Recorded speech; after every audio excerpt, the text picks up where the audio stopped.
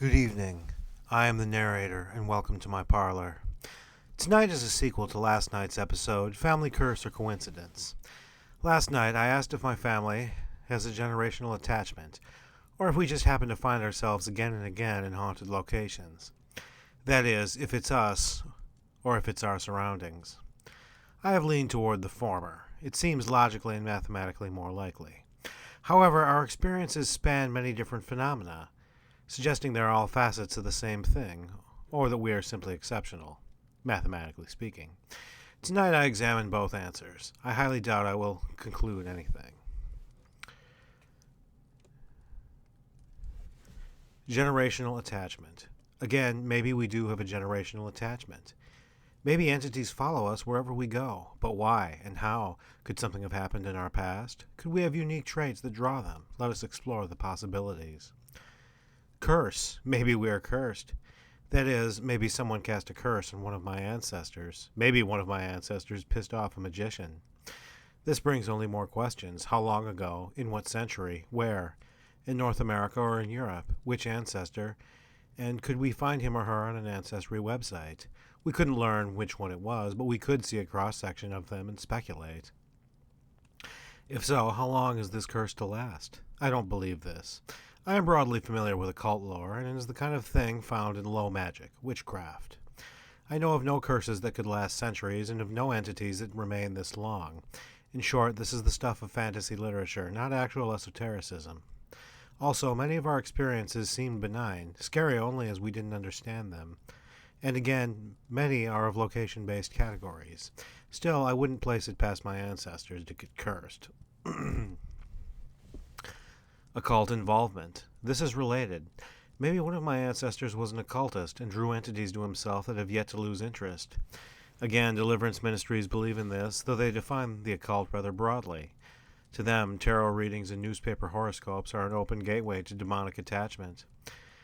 Again, I am broadly familiar with popular occultism and have never read of practitioners claiming such attachments. I believe negative entity attachments are caused by worse things, and deliverance ministries misattribute them. And again, this is more the stuff of horror entertainment than actual paranormal experience. Lineage. Maybe it's just us, regardless of my ancestors' proclivities. Maybe it's our genes or something more abstract. Maybe humans do have an aura or something like it, and ours draws them. Maybe it's distinct properties. But what would these be?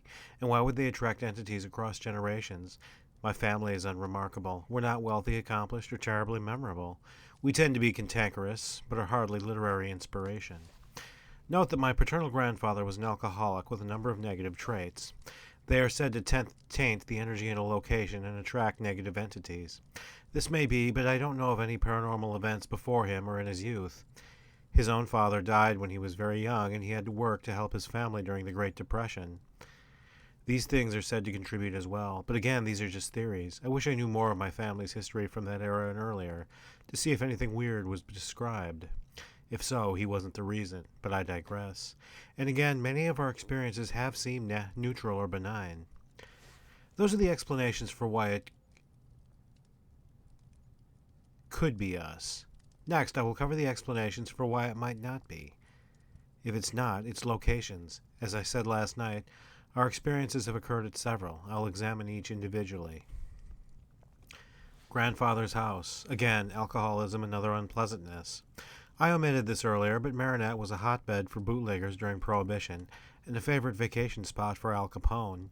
While cleaning the house in 1998, we peeled paint off the basement walls and revealed a hidden mural of an Italian street scene.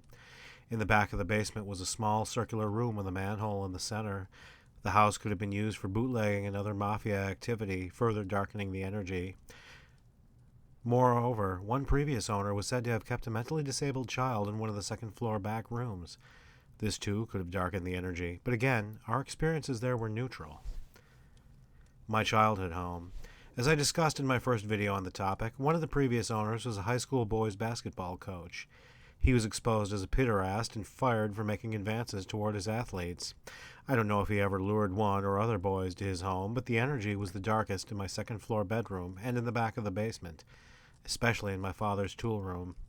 Sexual perversion is said to taint energy and draws negative entities, and our experiences there were mostly negative. Maybe those rooms were of special use to him. Maybe my room had been his bedroom. Maybe he performed sexual acts with boys in his bedroom and photographed and videotaped his exploits and kept them in the basement. My aunt and uncle's home. Nothing dark that I know of occurred there. The experiences there were neutral except for my youngest cousins. We know little of its history except that a wealthy family once owned it. My cousin's church. The experiences there were uniformly negative. It was originally a bowling alley and was built in the 1950s, making it one of the youngest buildings on our list. I know little of its history. Bad things may or may not have happened there. That is irrelevant, as it is a church. Wherever faith is practiced, entities can be drawn.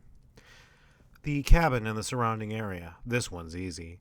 Marinette County is a window area with lots of yam activity, underlaid with granite.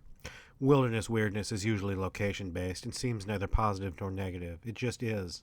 It rarely seems to target percipients directly, just like thunderstorms and other locational phenomena.